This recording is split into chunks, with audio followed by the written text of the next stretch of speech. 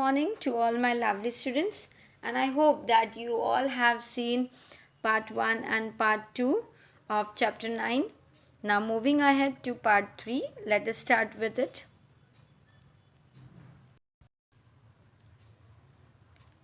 Oh, please, sir, she asked the curator, may I have my Baba back? Hesitantly, he answered, Madam, he belongs to the zoo and is government property now. I cannot give away government property, but if my boss, the superintendent at Bangalore, agrees, certainly you may have him back. See, the wife requested the in charge person, the curator who was there over there, that she wanted to take Baba back to home. And he replied that this bear that belonged to the government property and that she needed to take a permission from where? From the superintendent in Bangalore. There followed a return journey to Bangalore and a visit to the superintendent's bungalow, a tearful pleading. Baba and I are both fretting for each other. Will you please give him back to me?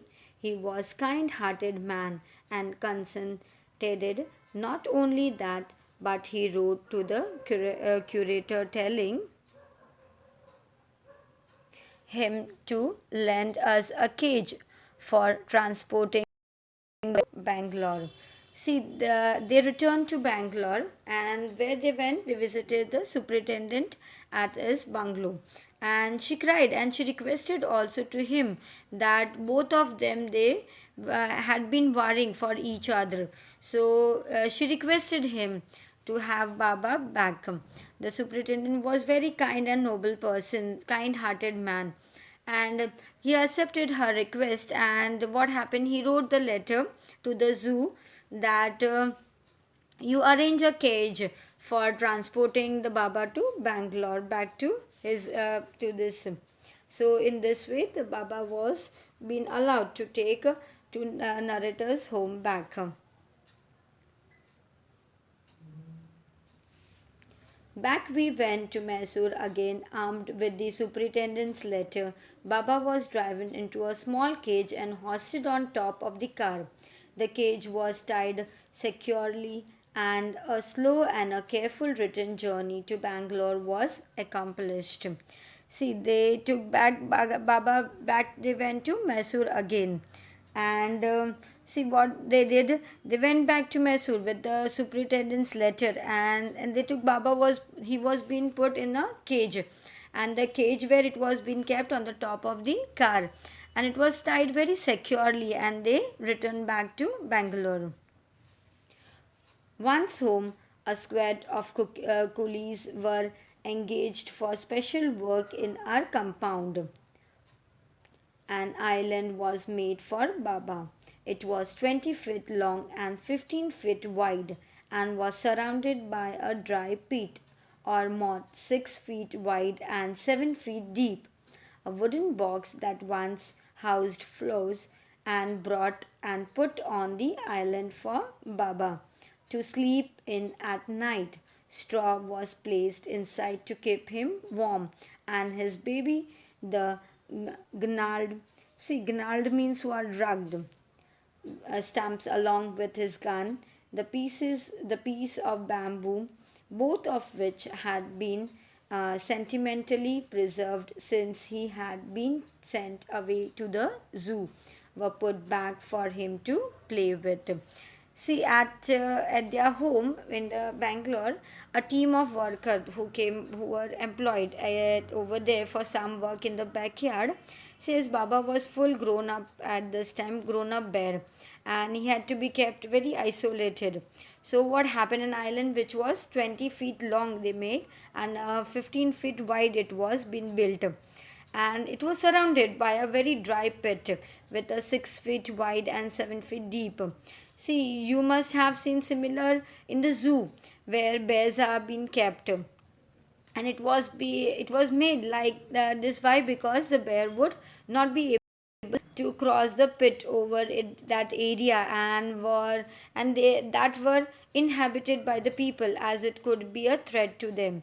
So things were kept used that Baba used to be kept over there securely.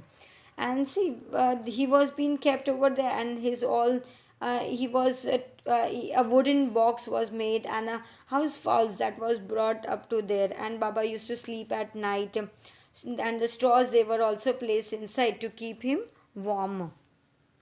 And all his playthings that was also being kept inside both the side, and it was preserved since he went to the zoo, and from that time the piece of wood, it was being cradled like a baby. And all the sticks that was used, a gun he used to play, was everything was placed over there so that he could play with them. In a few days, the coolies hoisted the cage onto the island and Baba was released. Hoisted means what, raised by means of ropes and pulleys. And he was delighted, standing on his hind legs, and he pointed his gun and cradled his baby. My wife spent hours sitting on a chair there while he sat on her lap. He was 15 months old and pretty heavy too. See what happened over here when he was being placed over there, and the cage, the workers they placed the cage, and the Baba was removed from it, and he was very happy to be free, and he stood on his back and pointed stick and the cradle and the piece of wood. And see what happened, the narrator's wife she spent lots of time with her, lots of hours with him, as he would lay in her lap, although why he was how much old, 15 months old, and he was quite heavy also. He was heavy in weight. The way my wife reaches the island and leaves it is interesting. I have tied a rope to the overhanging branch of a mango tree with a loops at its end. Putting one foot in the loop, she kicks off with the other to bridge the 6 foot gap that constitutes the width of the surrounding pit. And the written journey is made the same way. But who can say now that a sloth bear has no sense of affection, no memory, and no individual characteristics? See, the narrator's wife, she visited Baba frequently, and what happened? She reaches over there and she lives in that. It was very interesting, and she had tied a rope to overhanging. See, they tied a rope also where at the mango tree with the loops at the end. And what happened? She used to place one foot on the loops and kick off with the other one, and this way she would fly in the air and cover how much she used to kick, and she used to cover to the bridge, that is 6 foot gap that constitute the width of the surrounding pit, with the surrounding which was with the pit, full pit. And she would make the return trip to a similar way. See, on seeing all this affection that was being shared by narrator's wife and that we can also conclude that animals, they have emotions, and they can remember people all the time. They have individual qualities in them, just like that of the human being.